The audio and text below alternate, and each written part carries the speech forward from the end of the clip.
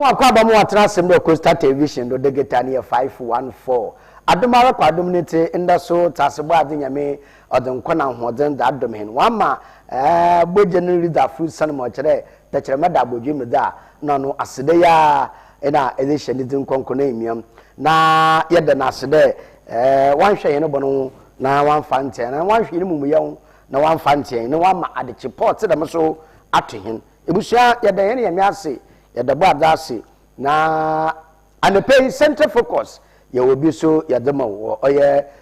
wodegeta no do 514 the mara na go tv no channel 54 sentedo ne sentogas won degeta boss in the channel 22 nte busia facebook live na youtube so live take ko facebook a like na comment na share na mum comment no I for location for wonama na maso muntwa wuntum na na pe bibia wo bia no wusanti no nji bebia ente anepe so yaboko yakohwe ga no mampan na soye ensama orokodo mo yimfi de mampan John Dramani Mahama onyi Ghana ha o Cote d'Ivoire yaboko akoye ensama orokodo yefiwa yababa oye attorney general abanlo ye panyin na ensama orokodo atede sky training na NPP aban zibobo ade no nsunsuade no wekudu da wakapi so sikasam na ye nyen da no che sika no wo hwa wo nti yebokọ na yakoye wuche ya na wentua nsem bi oteterem yebokọ so no yebide chi ne akohwe da mara na yefiwa yebokọ ko bi asante kotoko otumfo sedutwa otodo ebien asante wura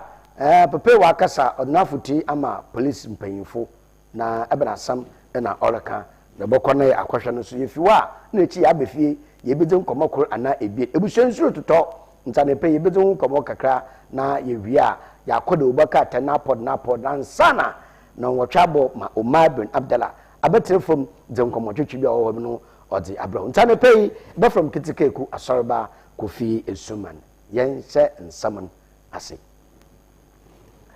amampen John Dramani Mahama akaka ebibirim amannan panyifo birim a egodi nye sikasam no wontote bokodo nti wekihye oye Ivory Coast Abidjan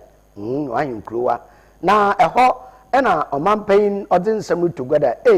ebibirim mba se yeyempanyifo ne de omana no edunkrowa na bosana ayankofo de bahin ola bosana mfaso oba hu na mfaso ba wa na mfaso no honum no do wunya adesha wote kronum adesha wote manum no ona da wunda mbosa wote dem wonye ho mfaso na nya bosa ekobo ne de bugu kotokum eda hwe woye na womba ana webushe bi debi nto mampen ahye bibi num mpenfiri na da aya bosa na wobo no woma omanum mba no unfeel onye feelings wo bosa num na nda alone adecha alone nda alone ya dzekawa da na so adesha wo omanum no hu fosu biala wonye fi oya bosa num nto mampen atoto ase omanum mpenfiri na da titan po ebibi num mba da o kaje bosa uma adesha wo no hu bosa num mfaso yankosha omampen wo oye la Côte d'Ivoire Abidjan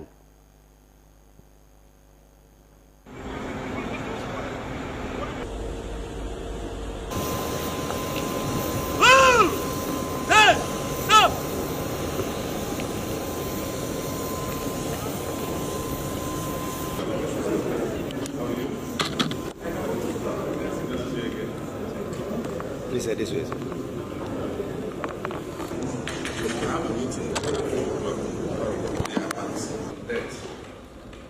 Yeah, this morning. Yes. So that's what it is.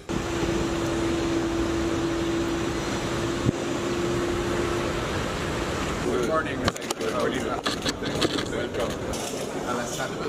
Yes. We're talking about your case. Yeah, that's right. Yeah, now we're collaborating on that.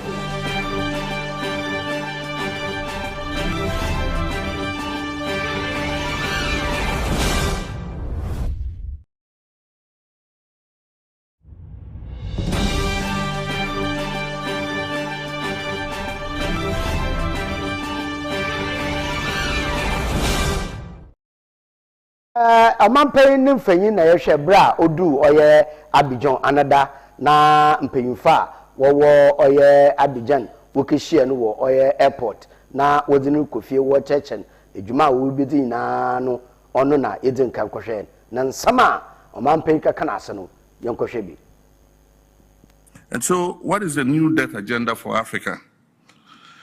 If we're to shift from managing debt crisis to unlocking debt as a tool for development,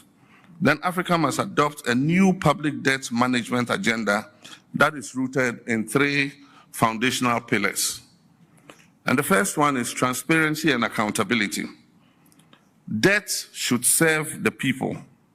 and this means strengthening parliamentary oversight, enhancing public debt audits, and promoting open budget systems. According to the IMF, less than 40% of African countries publish detailed debt reports. This must change. The second is productive, efficient, and responsible borrowing. Borrowing must be tied to high-impact projects that deliver tangible returns to our people. In Ghana, we're prioritizing value-added agriculture, renewable energy, road infrastructure, digital infrastructure, and health and education sectors.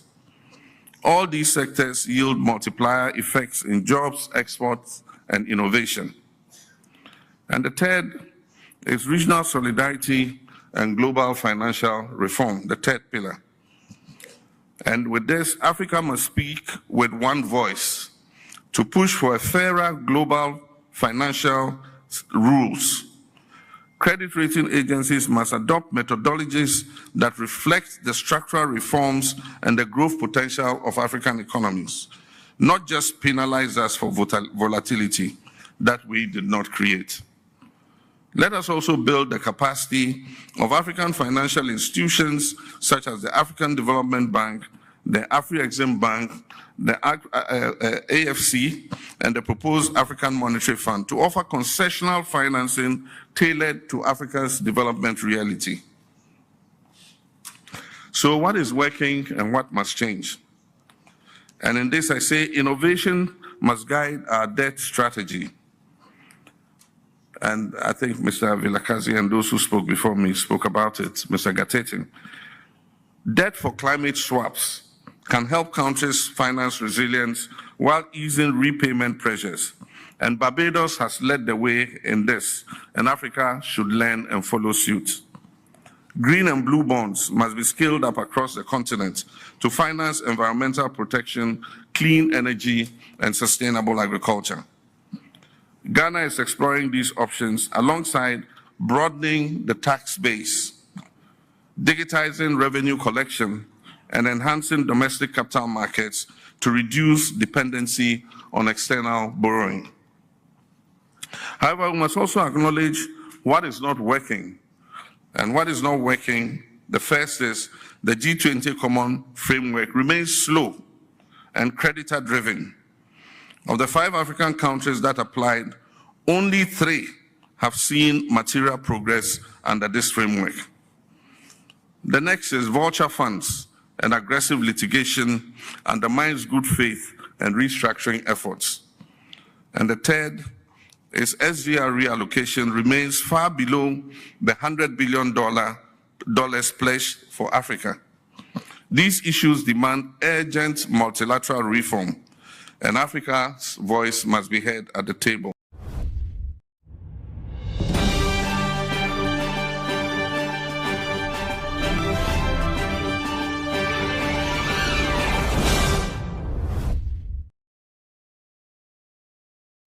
Amapen John Dramani Mahama Free Kwejo today Basan. The third John ono na ehunu do oye Agricos Ninsama okan. Nti se bosana oman ebibiri manu mpeyiforo bono ode doma wowom no wonsaka wona chafa ani hu de ade no morokodin. Ebusoye mfe no do na yembri fe yeba Ghana ha Attorney General ya aloye free na wone penyin ana aban lawyer penyin we gina nutumodo na odze mpeyinfe bie na kigina oye assemdi bia de the mpeyinfe sikasem bi afowon ntem abesika na afowon ntem a wodi oye sky train wodi bobo ade wo afimpime bie onye edunu akunu 2019 de oman Ghana ne mumba won fu trainer mesra won trainer owo wim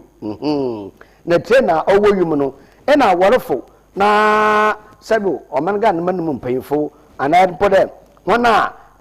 egodi etum na akwado nti wode na sky train wote de min wode bobade na nsam ne chirim de abra waye krado na aban kuche sika dema oye mpanyifo no February bosomen waye 2019 no nsam ne chirim de de mpanyifo sekan akodu wonsem na so contracten wambado ono ena attorney general ejeni tomodo na odi professor amoya ekunfi ena onye owura Solomon oye Solomon Asamoah de menwan mpanyifo bieni na wodi wekigina asemdi be wabo hunko edu de sikasam afo ne nsade oni de sky training enwanom no wa madan kra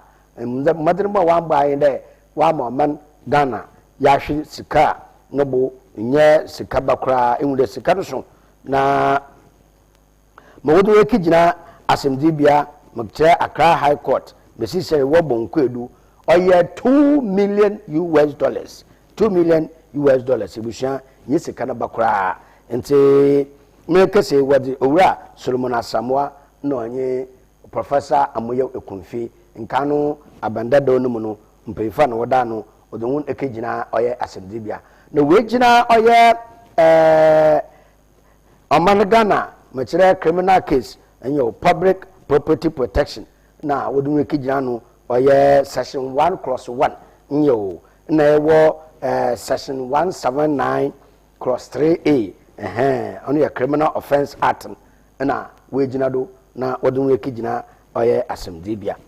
ebusuanye mfiwe na yanko nsamfufrum otumfo osetutu asanteman wura otekokodo na ogwaro kokko onum kokko odu kokko pepe odinsam atuga na watoto asre oye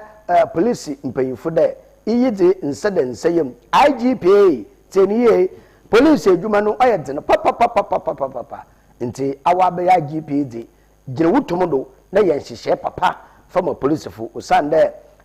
say hwe police edwuma na akaye de jam bambo edwuma no hon nota nsisisam nsam hun nsama onsam fatinya no udugu hono do osande ekoba police fo ndika na sana soja fa ba ewisem ba police fo ndika na sana eyaba ewuba police fo ndika na sana eyaba tere asembele obisa owo de bambo edwuma no bemen police fo no wudin kan fra ho na sana nti oda hihye papa IGP wabe onye ni tomodo no fa hihye papa ofanto 2472 asantumanura ono no odin sama otedemi odituga ebiso memenya ndo na manda amomba na maba mede obaka ata abakansa na pod so ndacho do yankomre sisia.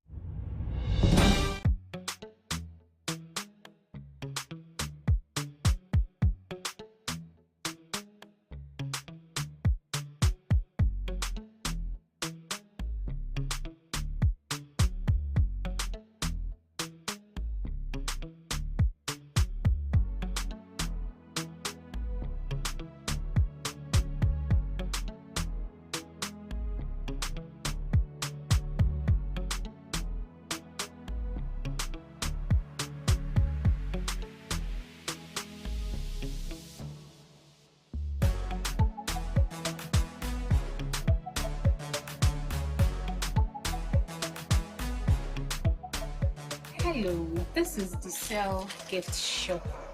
We deal in handbags, ladies' bags, we deal in perfumes, and this is one of the bags I have, tote bag. This is from the US. It's very affordable, leather quality. We also have different perfumes, ladies and for men. They come in different brands and also very affordable. We also have Victoria's Secret, original Victoria's Secret from the US. We have affordable gifts already made for various occasions, for Mother's Day, Father's Day, birthday, anything you want to, any gift you want to do. We have GTP cloth as well for all occasions.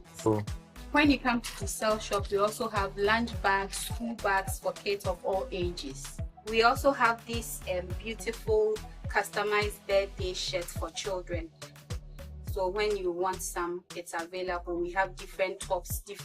cartoon characters for children also. We also have men's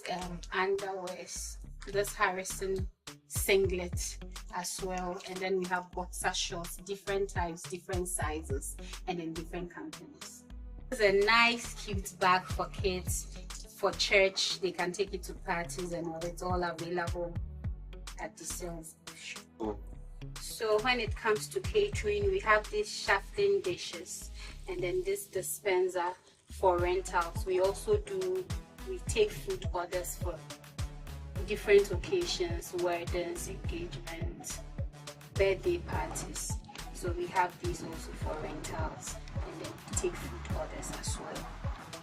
We have these engagement boxes for sale. We also take orders. We do engagement wrappings. We can do it for you. It's available at the Sales Gift Shop. So when you come to the Cell Gift Shop, this is not all we do. We do wedding decos, card decos. We have hampers. We make hampers. We take food orders. We do drinks, sobolo, watermelon juice.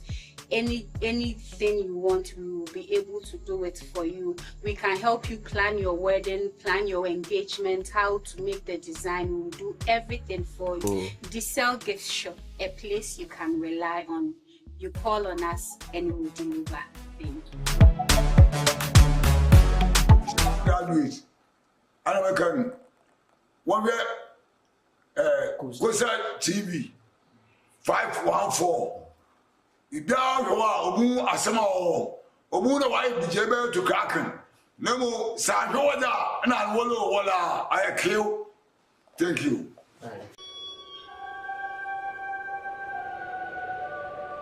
Where ni nonjo.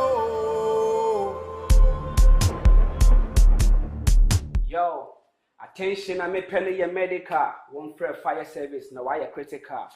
CoStar TV live on digital. 514, could your viper say so? And I'm a monster. Let's go.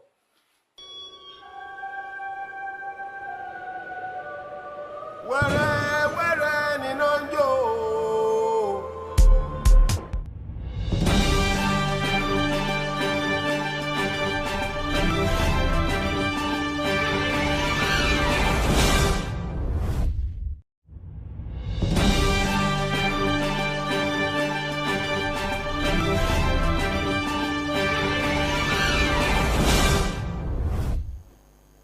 Ebusamu akwabo mu atenase na ansa na yeboko oyedo bokate abakansa na pod no ma menyu nko gina oye Western North abato mpasodo na oye enwabra enwabra nkwanta na eho yimda wode ensupra ana esupra de ompa ho na esukasa odaho bridge na sai na adisha wasn't we go bridge in the one namodo iwu there nyimpa no kwa na wodato sabi tafeche wodato chance him na wobo na bombu no dimatu asama aba nti hinne ba makodi okote no na ade no tere oy na hobo oy no hu there waka they now asama working the best come from the west. The best come from the west. Now so western region pa western north pa na one bridge asaya obiala nkasa hu ebusia ma enkwana nkohwa bridge otedam ne ten sama ablanta narika western region yamobo hey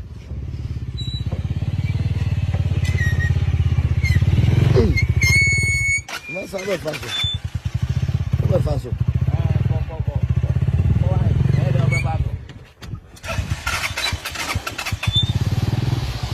Eh? Igado. Hey. Region na ebu to say Ghana yemobu. Enganga Western region. Fan woman nyina wa ha. Nso ye bridge abubu mu ntumi kra he. Ha. Oh, unungwa.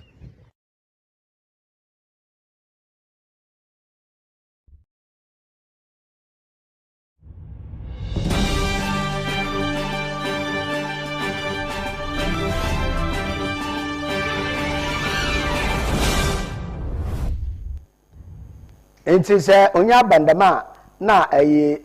yakwa ya na yebe ebusu oye oya yeho papa de bridger sabita fletch impa de se onamodo onen na ansa na yeboko de ubaka tai aho abakanse de ebusu ma momfa na menjira do na yamfa kokobo ebusu oye kokobo na mum onye kokobo a yebo kokode sabu ye pe wacho another day bi ye bo kokode wa fam di bia ye obeye no bo modene ye titirara ye wu esuso birum na ye hye ne nse wo de esuso kitabo bo soma ye omi ye wo de pene bie no wo ma onu ewie bo dem de pene bie no ye twa ewie nti bebe ye di fitirem bi ya kisi bia bo so ye bo so no de nsu otowo na nyimpefe de igwe ha de ebusaman kegwe asam igwe ha ya wo bono bi o ha ani nsuta he ot denarumpo nsu bi yiri ho ibi tida antem ebusia antem na bu ofu yedri mo ti bia nsu bi yiri ho na antem no me ugina antem ifi oye bypass na wa ye bu wuram wesiw do ho antem school wana it is sudu company opposite eho nsu be ye if you are na ye benyim kakra ba de sada oye Anglican school no hye won mo ti bia eho be ye if you are na ye kwa de sada mpoda na no village no state nya nsu obi yiri ho if you are notola finfini wo de kwa mi sangare nsu obi yiri ho meyifo ne bre DVLA Perry Junction bypass ni duom de babra DVLA nsu obi yiri ho Pedu Morocco nsu obi yiri ho ifo akoketek nata mame wonama no me wo afa Perry Junction kwantempre de kwa abra nense benkum na me wurigire yen meyifo po dan yembo ho ye kwinfa na oche ye ko Ntebetin na onye Montessori school ho motibe nsu obi yiri ho yefuwa na chi ye babra academy na che yafa estate ye the estate junction oye traffic light na afo nse yifo na ewuram there Ntebetin na Ntebetin na ho na bypass de bisi wa abra no academy ewe ho nya nsu obi yiri ho onye nkomhye na mo ekokobo nsu obi yiri ho yefuwa ifi academy na yaba ibuwre mu abra police station bebe abo police station ni sinangasa nsun obi yiri ho yefuwa na chi yaba abra yifuwa PPAG ewe ho nsun obi yiri ho dama na chi yadan benkumi na idre oda me yakwa kotache wonse benkum nsun obi yiri ho kakomodo hona woti oye esuechi na kakunu finfin wote bridge de mi adeban nsun obi yiri ho esuechi iskafa manta nsun obi yiri ho nsun obi yiri ho dama wono ankafur nsun obi yiri akwatachere nsun obi kwa propo da no nya kra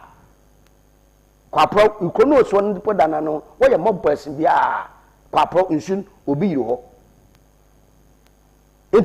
enti anepei hiasema ya kan de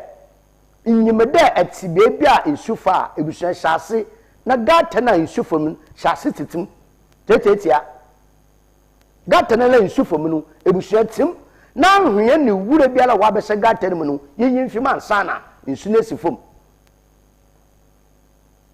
ana da keke ya loto ya ne pe kokosha asema wesi mbia mombo bia bia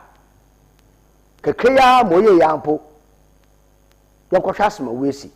nti ma yɛkan dɛ gata na nsu famu no ebusuanyɛ nsa asiri yi tete dɛm gata no mu ɔno na ɔbɔbɔ hen osane sɛ gata ne wu ahyɛ mu ma ahwea ahyɛ mu ma nsu no ba ontum nkɔ obubodo nsu no ba ontum nkɔ obubodo nti yɛbɛsra adehya wɔtete dɛm mbia no dɛ ebire aso a ɔda hen ankasa yɛde hen nkwa no hyɛ ne nsam yes na yɛntwɛn dɛ nsu no bɛfa hen ansa ne yɛkekam afrɛ aboafo no mbɛ mmɔbɔ hen ntam panara na yɛahyɛ ase yɛaboɔ yɛn ho na no kwasem so o me ne sititi gata nim yi wu ani fim yi ahwe ne fim a nsu no fa hen da pɛ ma kanya fasan ba ho na yɛasokyew na yi gata nim tere wa ne nsu no abɔfo akɔ na mmom sɛ yɛkanya na ɛfa na asɛm hia ɛfa na asɛm papa na idido na wɔhyɛ ase sɛ wɔn hodiri ntumpa bɔ mmɔden penuane bi wɔnka wɔn ho kɔhwɛ w'asɛm ma na ɔwɔ wɔ letra awie hɔ hwehwɛ unit committee for ɔwɔ hɔ na sɛ wɔnkote wɔn hodiri mpɔri ntuma wɔmmɔboa wo na wɔn tete gata nim yɛbɛhu dɛ yɛbɛtenam esusuo no bɔtɔ nsu bɔtɔ na aso nsu ɔnyɛ dɛn ɔyiri hin osane yɛama kwan dɛ nsu no ɔnyɛ dɛn ɔmfa no kwan do ɔnkɔ baabi a ɔdɔ ɔkɔ bia na mmom sɛ yɛtitim gata nim na yɛama kwan ne nsu no amafa ankɔda ano hɛ gata no nim ayɛ fi gata no nim ayɛ wura gata no nim ayɛ ahwea no nsu no ba ɔbu na nsu no ba afa ɛne fi anapɛ nyɛ asɛm nyi ɛtie na asopɔ mu da a ɛda ase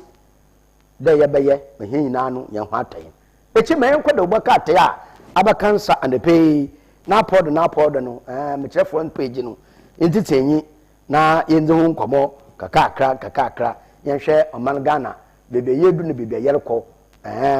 bebe yedu na bebe yɛkɔ anapɛ momfa ɔyɛ daily graphic momfa nhyɛ ase na daily graphic na ɔno de nda anapɛ godo ɔbɛyɛ no ɔde maame Lodina Mahama ne mfanyin ɛna ɔde bɛyɛ na Lodina Mahama ne mfanyin ɔde bɛyɛ no ehu dɛ ampa ɔrebɔ ɔyɛ abatan wɔn abado na asɛm a de boka atɛ daily graphic de bɛyɛ dɛ maame Mother's Day na daa no kosire wodi no na ɔkorɔ ayasabea na okutua ɔyɛ amaamefo a waawo wɔda wabɛda ayasabea wɔne akawni na okutua no kama na ɔde ma ho na mfani da so na opanyina no ɔse dɛ we reduce ɔyɛ price reduction no ɔbɛkyɛre kakra nsa no sɛ na dodo no areka dɛ nkyɛ ɔyɛ dɔle wakɔ fam kakra na nkyɛ watete no maso do dɛm na daily graphic ɔde abobɔ ade graphic business ana no ɔde ɔyɛ ɔde ɔyɛ owura atoba force no mfanyin ɛna ɔde abɔtoɔ na awona wobɔta yellow kakra wɔti num nti owura atoba force no mfanyin ɛna ɔde abɔtoɔ no ɛna ɔyɛ economic planners ni bi ɔreka kyɛ ne dɛ sɛ economy no why stable de susampara na so kakra wɔ akyi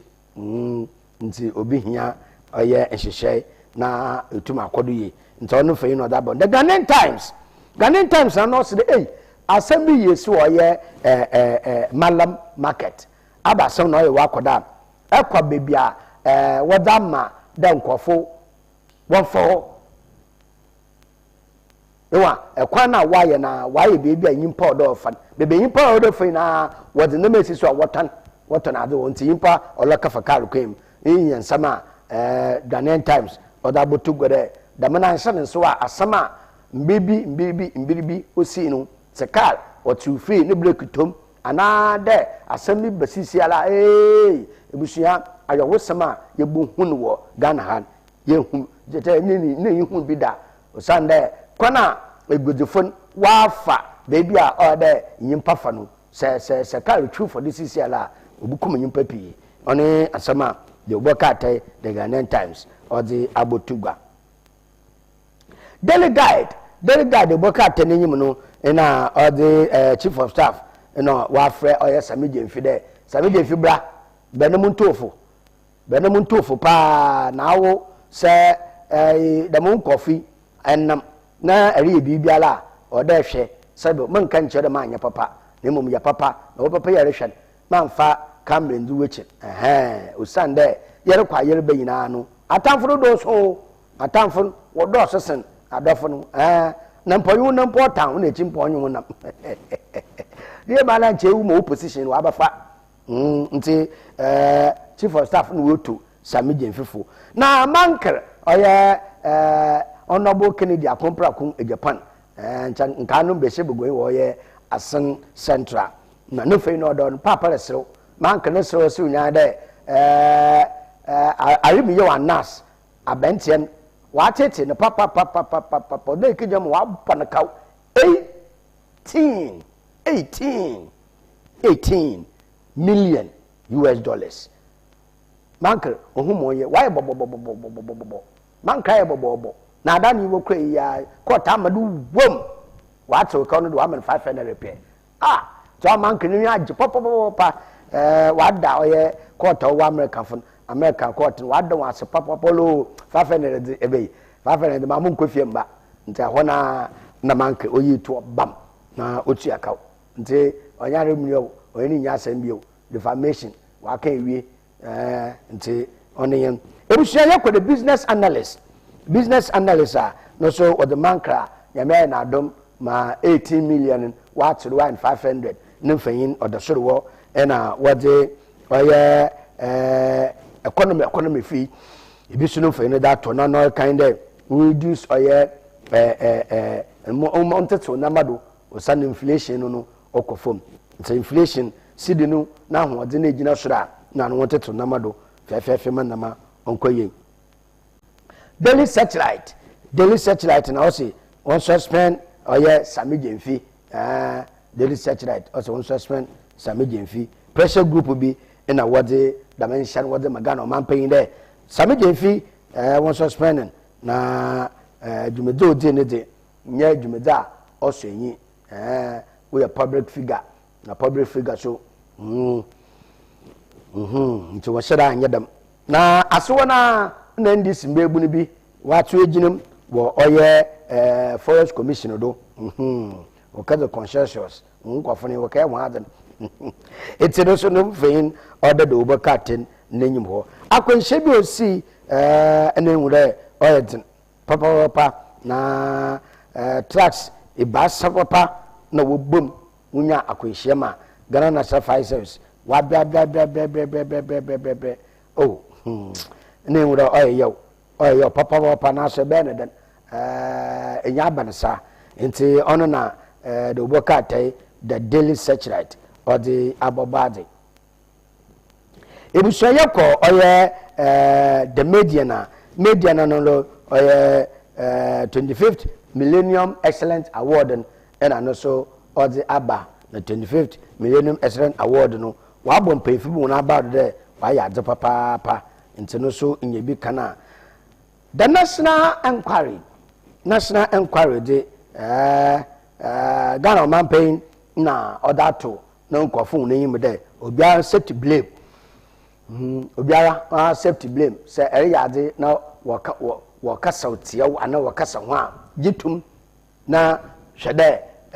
agency sabapa adebo sanin paying de nyoru twasan onde ne chaachia na se nyoru twasan ne chaachia da nche na yidi oya sam ketekete wonka na wonye bi mfemfem the national voice then ano so ode mame agrada na Sami Jemfi wono feyin aboto nyane ihwala ne nwura oye AI papa na wayen AI na AI na waya no inwude Sami Jemfi mosimo di sikande magada so wono AI papa na ono mfeyina oda wayin na eko na so wonara owura Alex Apple na no so wa bona abado wo oye Millennium Excellence Award wa bona abado fefefe wo ho na katenu odi aba Zoom Lion edokun so mo mfeyin dakata na ase na so mo wo chende wo kese no Zoom Lion na wa shase de wori hyehyɛ papa udama ho na adwumayɛfo no no so nye bi kana ndama bokodi yi papa the Hawk newspaper the bokate no so odi oye nyane maame batten bia no so wayo no fayin da so wo na over oye 35k oye mesiafo na wabire wo oye edwuma ho 35,000 papa nyampe mesiafa wabire wo edwuma ho say that ansa na edwuma na mpo bi nya ye mpo atete bi obafam na aye keke bi odo baye ho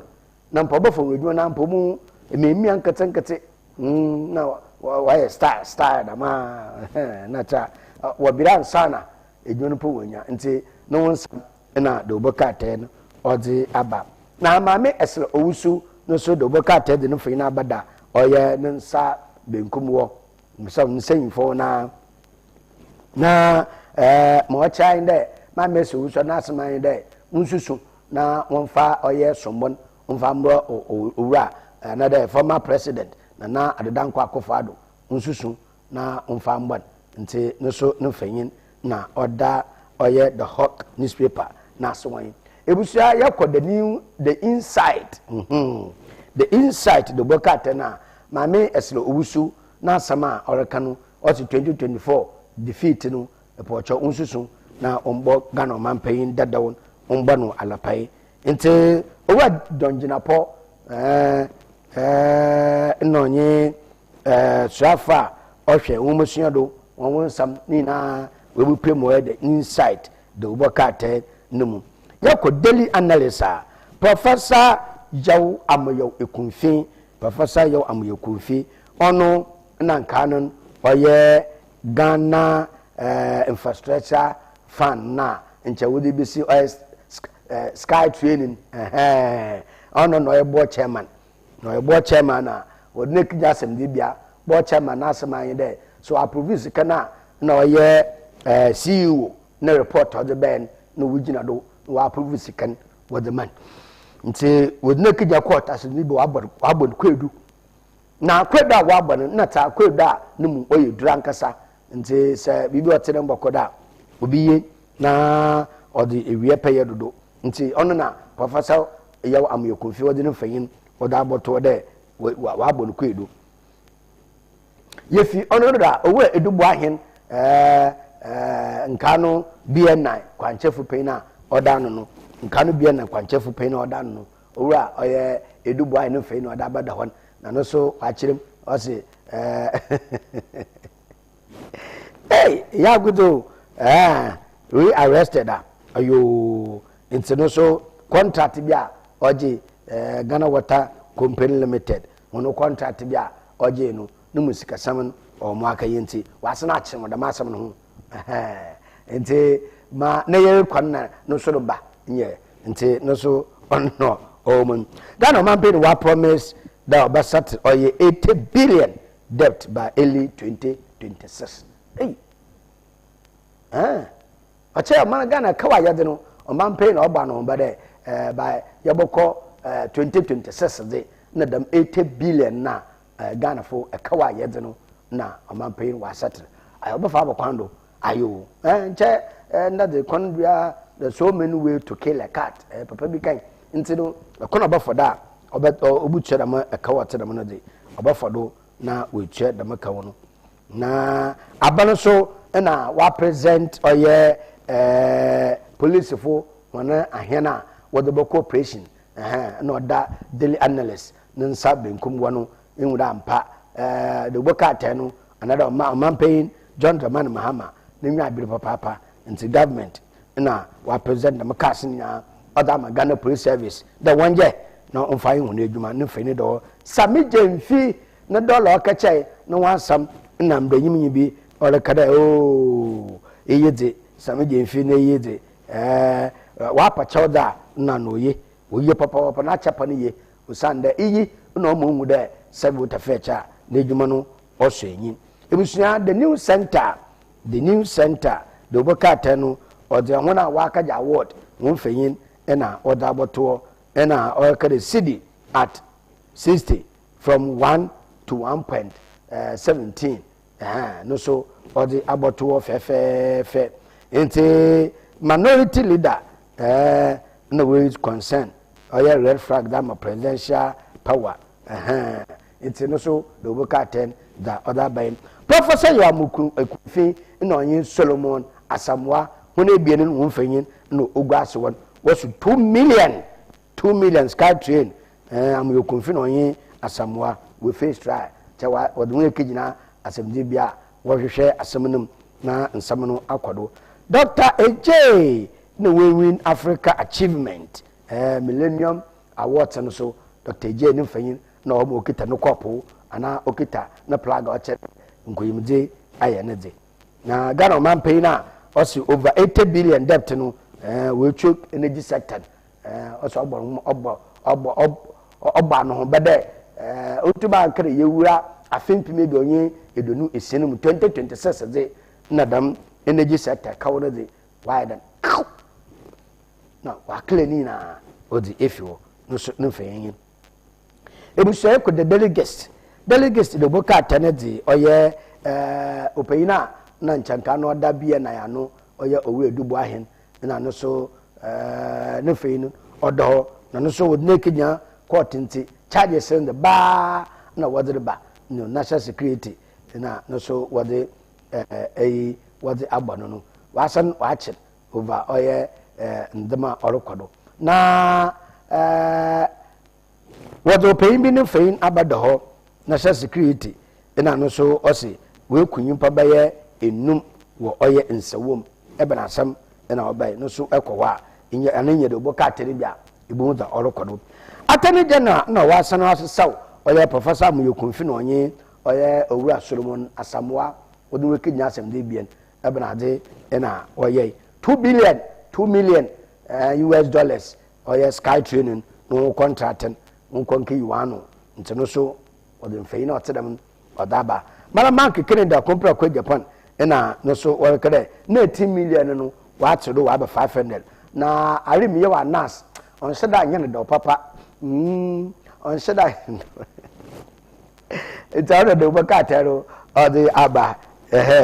na yanko the publisher the new publisher as Ghana State secret may go 9 and Ghana de be I know your secret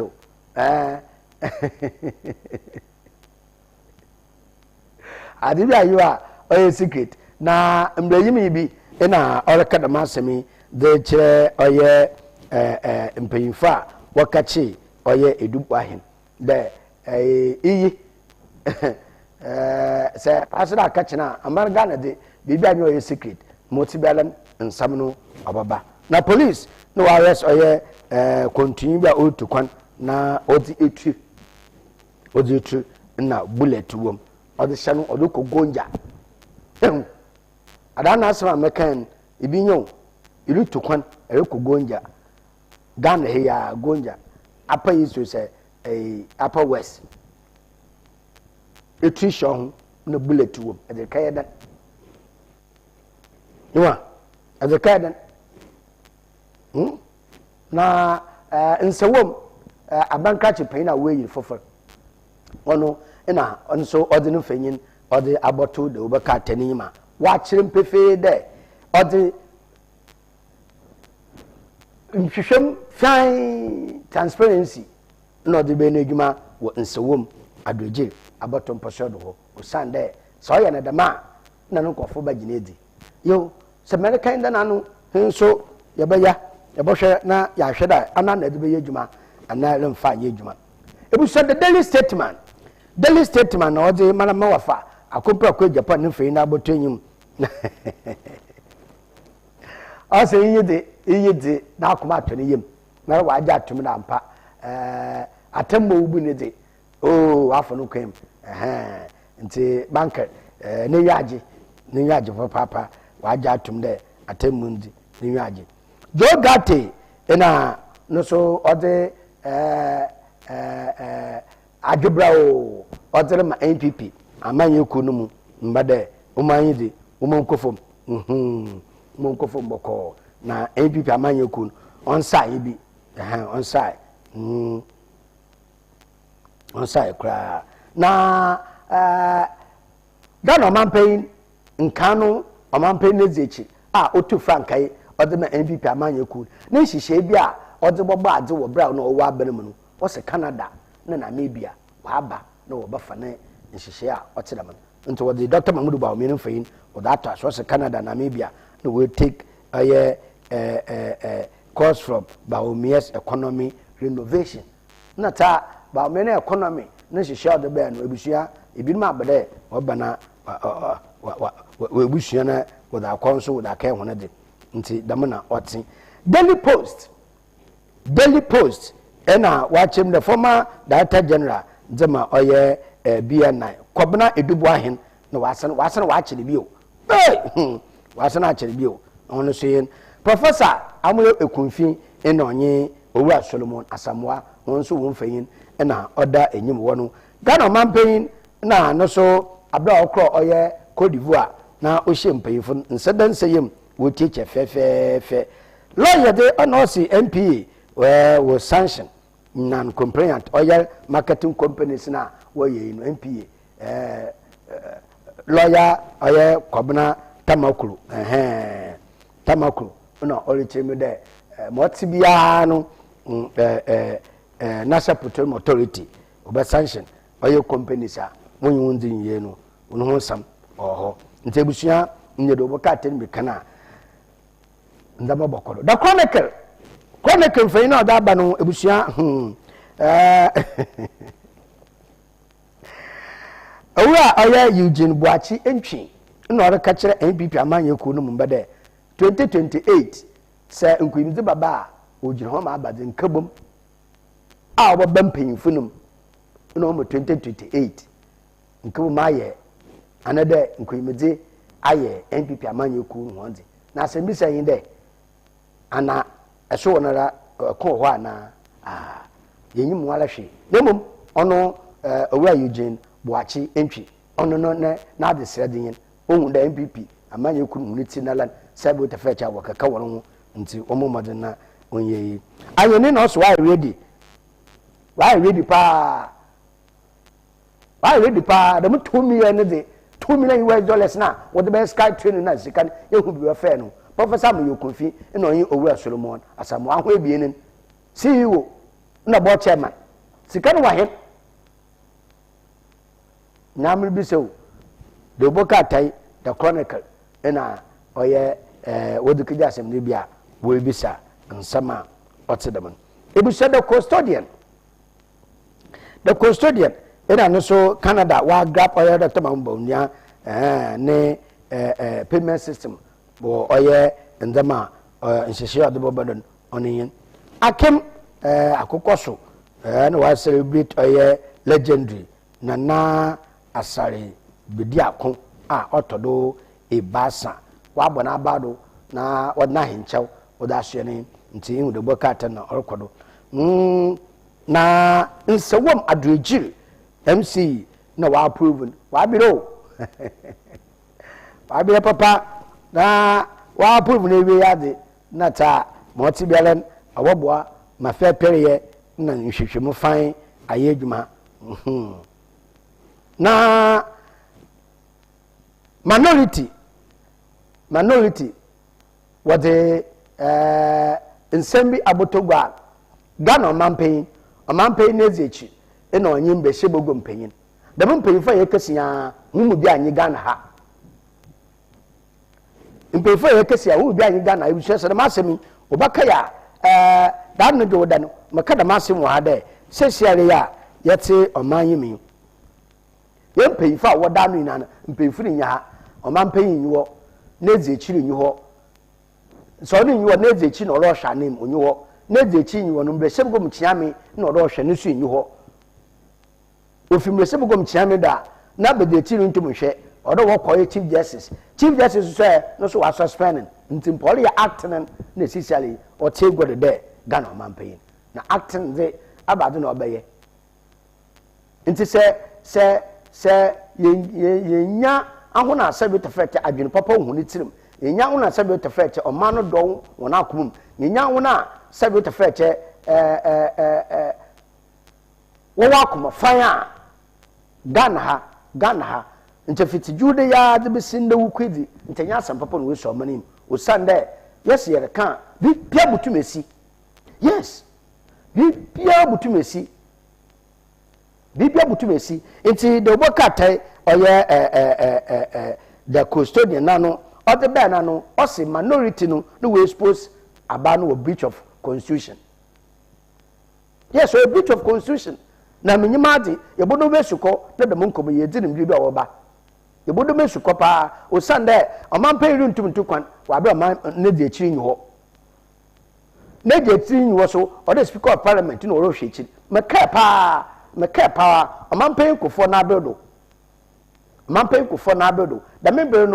member no na oye chief justice oye papa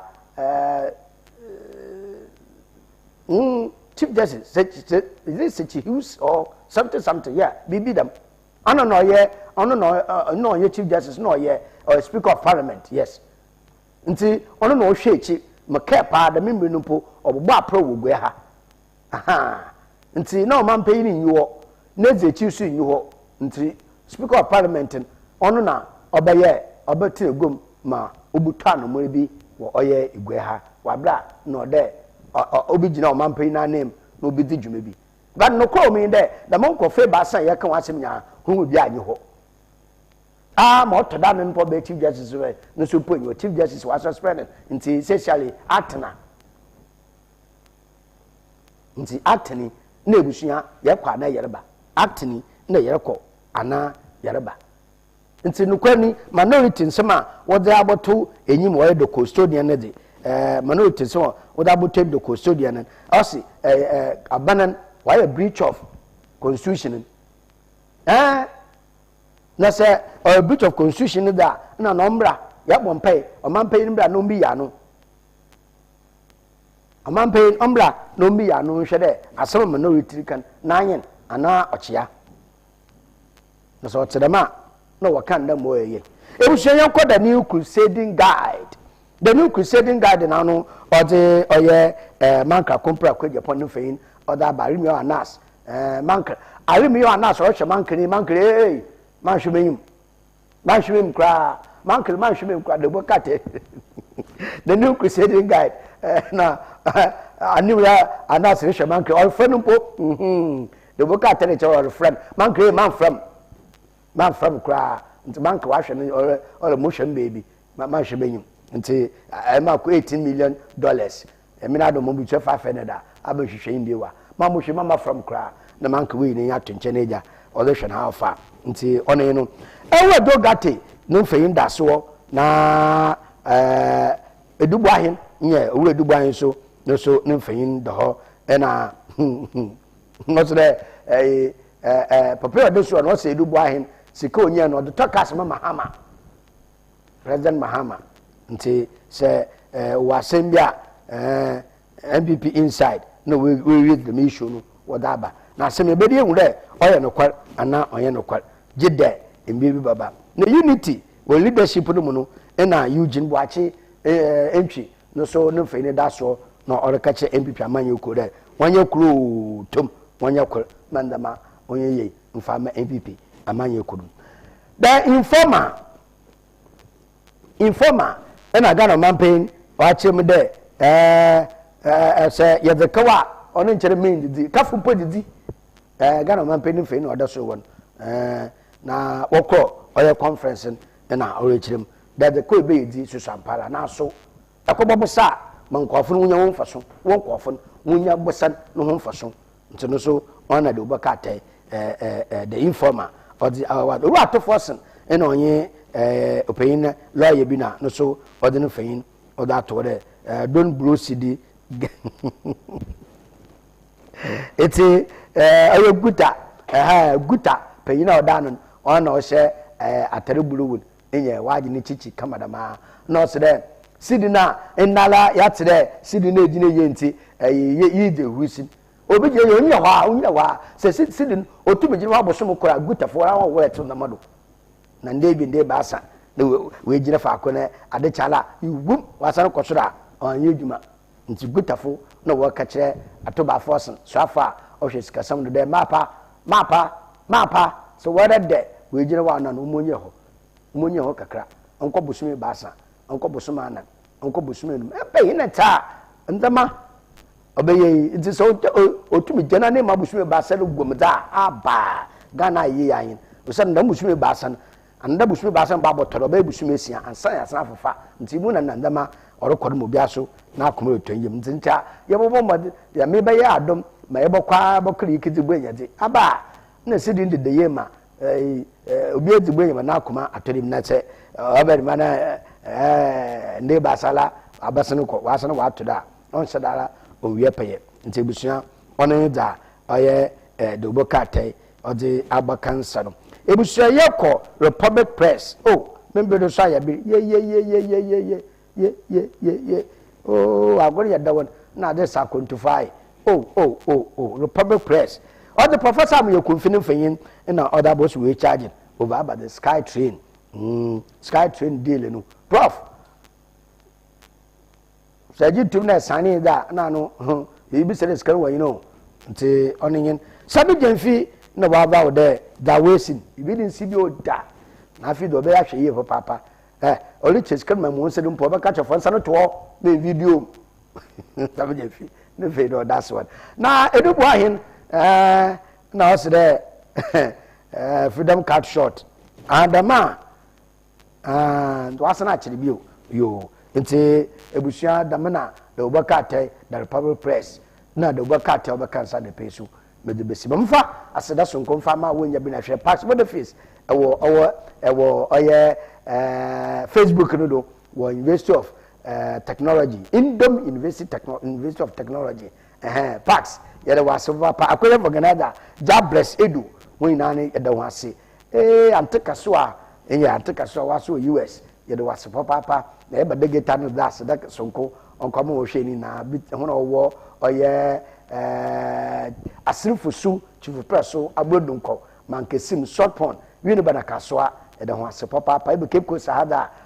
CCTU UCC yede hu na ase Mr. Boaten awo CCTU the man are better sport also CCTU yako yaba oye elmina de ye yede waso papa commander kisi enonye Edna Ampenyi Madam Angela Ampenyi Madam yede waso papa dama degeta na number 1 oho echimrefia na mfase na matanka director Soviet professor Emmanuel Kwame Bafeji enonye Michael Francis we na so e de homase and pay from Kitikeku asori ba ko face mo mede mo wacho